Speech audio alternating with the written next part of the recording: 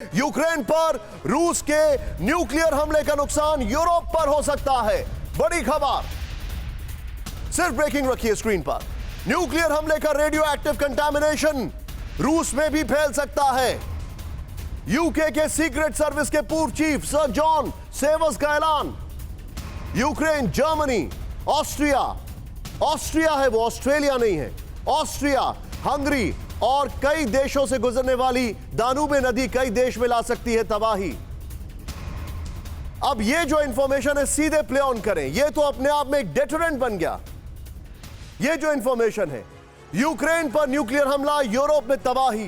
ध्यान दीजिएगा, UK secret service के पूर्व चीफ सर जॉन सेवर्स का सनसनीखेज दावा है। यूक्रेन पर रूस का न्यूक्लियर अटैक पूरे यूरोप के लिए खतरनाक होगा। यूक्रेन पर न्यूक्लियर अटैक से रूस में फैल सकता है रेडियो एक्टिव कंटामिनेशन।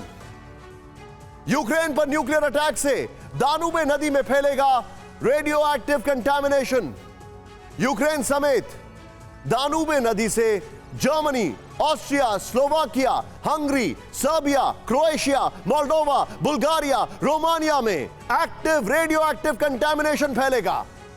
दानूबे नदी से आज़ोव सी और ब्लैक सी में भी फैलेगा रेडियो एक्टिव कंटामिनेशन। यह बहुत बड़ी खबर है और मैं इस खबर को एक डेटरेंट के तौर पर ले रहा हूं। मैं चाहूंगा इस खबर के साथ ब्रेकिंग लगाएं और सीधे गेस्ट के ऊपर आए। मैं सीधे चलूंगा जनरल कुलकर्णी सर के पास। सर, ये जो फैक्ट्स हैं ये मुझे कहीं ना कहीं एक खुशी देते हैं ये सोचने के लिए कि ये वो फैक्ट्स हैं जिसकी वजह से शायद Russia even tactical nuclear weapon Ukraine पर इस्तेमाल करने की नहीं सोचेगा।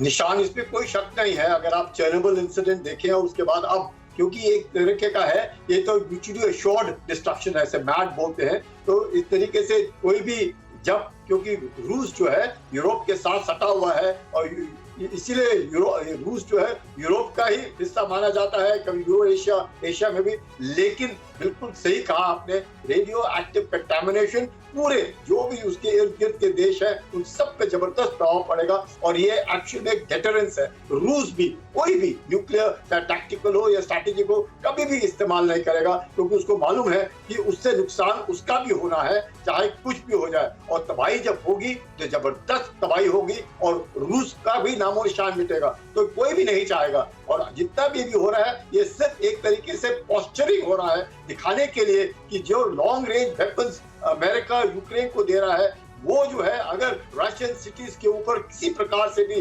नुकसान होता है या यूक्रेन इस्तेमाल करता है, क्योंकि जो MLRS सिस्टम्स हैं उनका रेंज जो है वो तकरीबन 185 मील है, लेकिन जो एम्युनिशन दिया गया है उसका रेंज तकरीबन 40 मील की दूरी का है। मकसद ये है कि वो रूस अमेरिका को और सबको इस तरीके का पोस्टरिंग करता है कि आप अगर हथियार दे रहे हैं तो उस हाथ में। लेकिन सर, ये जो खबर है मेरे लिए ये एक बहुत बड़ा डेटरेंट है अगर मैं इसको देखूं।